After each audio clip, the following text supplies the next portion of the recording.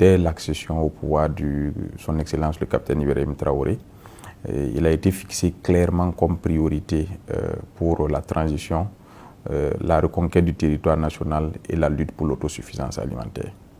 Et les réflexions qui ont été menées sur nos instructions et avec nos orientations ont conduit à ce qu'un document soit élaboré, un document que nous avons nommé Plan opérationnel pour la souveraineté alimentaire 2023-2025, offensive agro-pastorale et halieutique 2023-2025. C'est une offensive qui est un espoir pour nous. Nous avons demandé à l'ensemble des acteurs du département de se focaliser sur cette offensive-là et nous pensons qu'à terme, cette offensive-là devrait nous permettre d'atteindre des objectifs qui pourraient être plus élevés que ceux qui ont été fixés dans le document. Les objectifs principaux sont en lien avec les produits qui ont été ciblés. Il y a 8 produits qui ont été ciblés, à savoir le riz, le maïs et la filière bétail-viande, le poisson, le blé, la pomme de terre, la mangue. Ce sont des filières qui sont très importantes pour notre pays et qui sont des filières également de grande consommation. Nous avons donc voulu, au regard de nos potentialités, réduire drastiquement et porter le besoin d'importation en matière de riz à pratiquement zéro, en faisant en sorte de produire 1 million de tonnes de riz par an.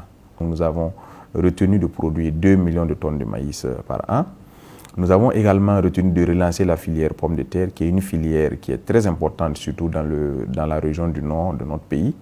Et nous avons également retenu, au regard de la place de l'élevage au niveau du PIB, nous avons également retenu de dynamiser la filière bétail-viande en faisant en sorte non seulement de multiplier, d'améliorer nos productions animales, mais également de faire en sorte que nous puissions, au lieu de vendre les animaux vivants, nous puissions les vendre de la viande aux pays voisins, en créant plus de plus-value et en créant plus de richesses. Nous avons voulu, à titre expérimental, produire le blé sur 1500 hectares.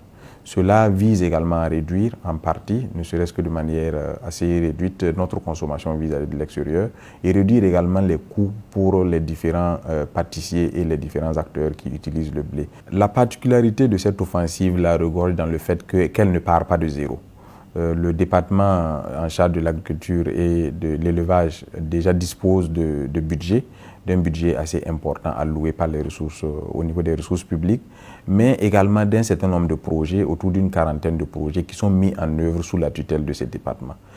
La production, la transformation et la commercialisation sont les 3 maillons de la chaîne et nous devons faire en sorte de pouvoir être présents dans tout l'ensemble de ces maillons-là pour créer la richesse, créer des emplois pour notre jeunesse. Et c'est l'objectif qui est recherché.